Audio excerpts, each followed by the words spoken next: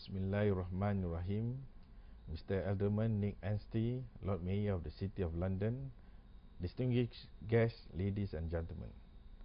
Assalamualaikum warahmatullahi wabarakatuh. Let me first thank the organizers for inviting me to speak at this ISRA-IIBI Second Annual International Thematic Workshop 2010. Although I very much regret not being able to be in London in person, I am thankful for the many advances of modern technology for the opportunity to briefly address all of you this morning. I am also happy to note that this event is a continuation of international collaboration between the organizers, the International Sharia Research Academy for Islamic Finance, the Institute of Islamic Banking and Insurance, and Thomson Reuters, following the success of inaugural workshop held last year. The theme of this year's workshop, the polymaths of governing law in Islamic finance, recent development and the way forward, is most apt. With the emergence of Islamic finance as a new growth area in the global financial landscape, this workshop provides an excellent forum to exchange views and information on topical legal issues in Islamic finance.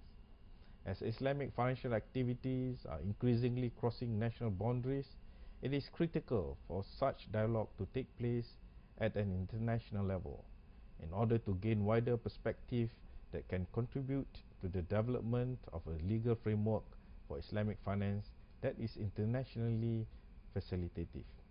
Ladies and gentlemen, Islamic finance today has become a major industry worldwide with over 300 institutions and an estimated asset size of more than $1 trillion.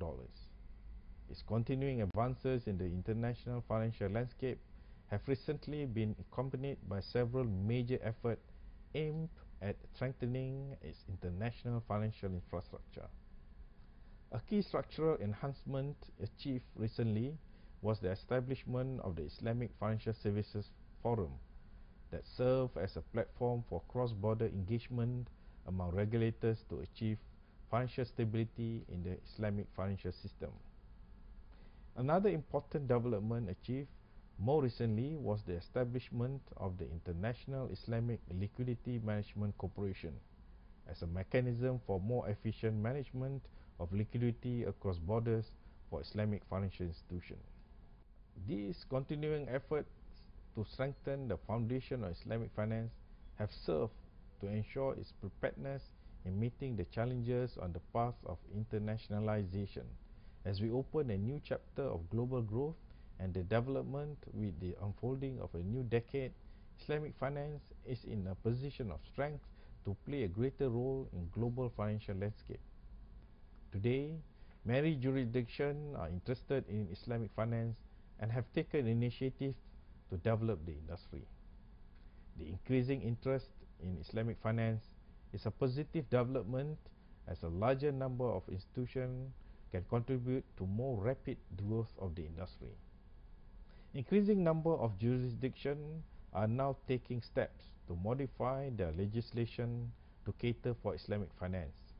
Ireland, earlier this year, published its Finance Bill 2010, which introduced significant amendments that are aimed at facilitating Islamic finance. France has also taken significant steps to push through changes to their tax and legal codes. Australia, Jordan and Lebanon are all reportedly working towards reviewing their legislation to be accommodative to Islamic finance. Given the importance of developing a supportive legal system, this global move augurs well for sustainable global growth of Islamic finance. In light of this development, I would like to make some remarks on the evolving legal framework for Islamic finance. In sharing my thoughts, I will draw heavily on some of the strategies and initiatives undertaken by Malaysia.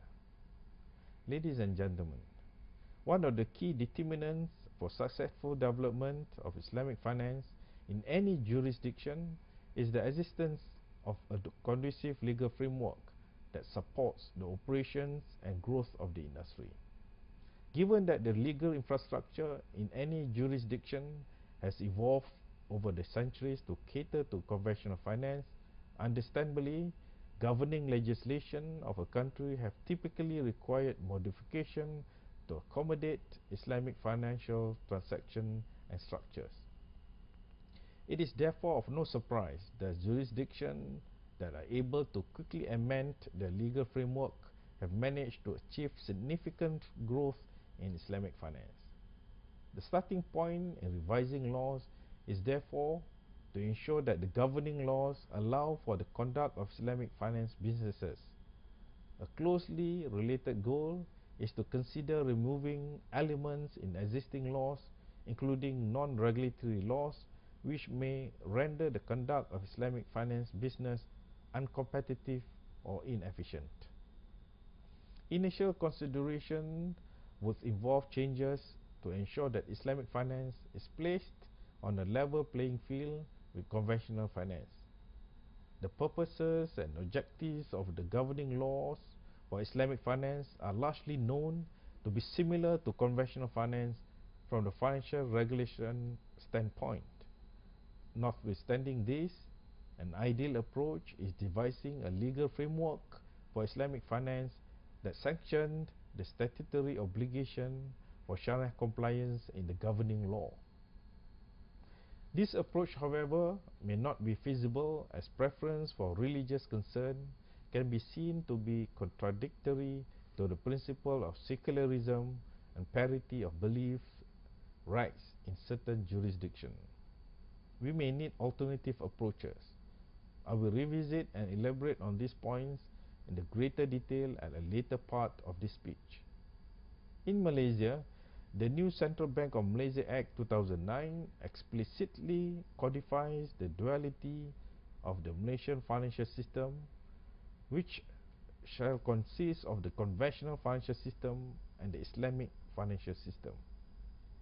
In this regard, Malaysia has taken the approach to enact regulatory laws that are, at least for banking and takaful industry, separate from conventional finance as the legal foundation for the conduct of Islamic finance business. This approach has proven to be successful and critical in instilling public confidence in Sharia integrity of the industry, while enacting a separate governing law avoids the trap of confining the scope and operation of Islamic finance within the mold of conventional finance. This approach has proven in Malaysia to be most efficient way possible to regulate Islamic finance. Recently, Malaysia has undertaken the initiative to establish a law harmonization committee with the main objective to review existing Malaysian laws which are applicable to Islamic financial transactions and to propose necessary amendments to give legal recognition to Islamic financial transactions under the law. The mandate of the committee extends beyond those that are regulatory in nature to include all laws relevant to execute the whole chain of Islamic finance practices. The desired outcome of the committee's work is the creation of laws that are facilitative, contemporary, and easily enforceable. Another objective is to provide a facilitative legal framework for the Islamic finance industry and develop Malaysian laws as the law of choice for international Islamic financial transactions. This initiative is consistent with our continuous effort to foster an efficient, innovative, and competitive Islamic financial system, given the more globalized and liberal operating environment within which Islamic finance will operate. Ladies and gentlemen, the consideration for evolving the legal framework in Islamic finance would not be complete without extending due regard to the robustness of Sharia governance framework. This is inevitable given that Islamic finance has its roots in Sharia. The overarching requirement for an Islamic financial institution is to ensure that its objective and operations are in accordance with the Sharia. In Malaysia, our experience suggests that mandating this requirement in laws governing Islamic finance is fundamental not only in the context of defining the business scope of an Islamic financial institution, but also in preserving the sanctity of Sharia in Islamic finance. This legal mandate is also crucial for the bank to take supervisory a regulatory remedy against an Islamic financial institution, which may include revocation of license in cases where a violation by the institution poses reputational risk that might cause an erosion of confidence and could threaten the systemic stability of the financial system.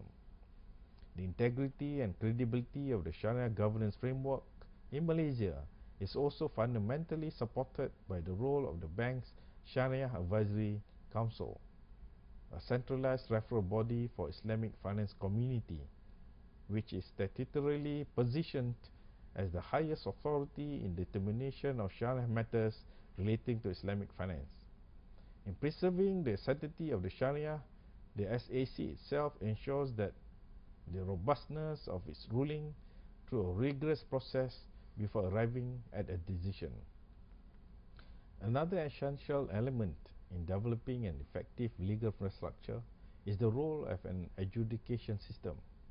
A supportive adjudication system in the context of Islamic finance is one which can authoritatively enforce the principle of Sharia in dispute settlements involving Islamic financial transactions. An efficient and authoritative adjudication system helps create certainty and establishes the legitimacy of Islamic financial contracts. Islam places great importance on contracts and on parties to a contract.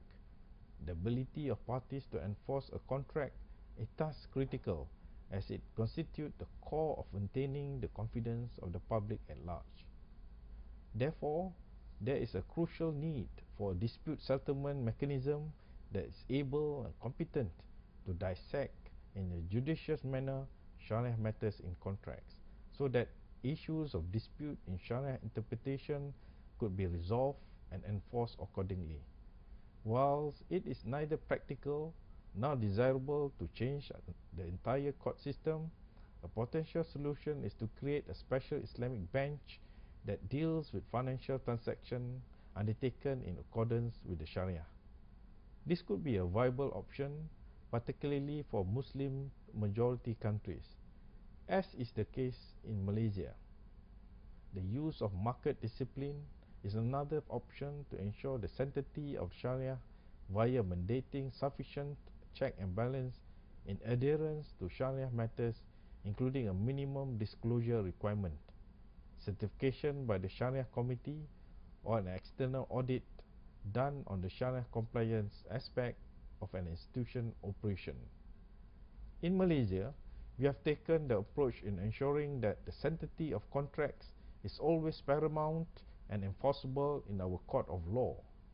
For adjudication purposes, a dedicated judge in the Commercial Division of the High Court in Malaysia has been assigned to preside over litigations relating to Islamic banking and finance. The court's education role in Islamic finance is reinforced by the support from the SAC in its capacity as a consultative body to the Malaysian judiciary system. Under the law, the Central Bank of Malaysia Act 2009 prevails.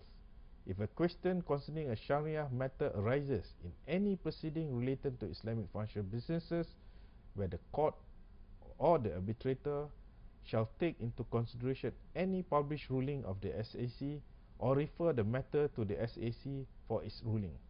The SAC's rulings are binding on the courts and arbitrators.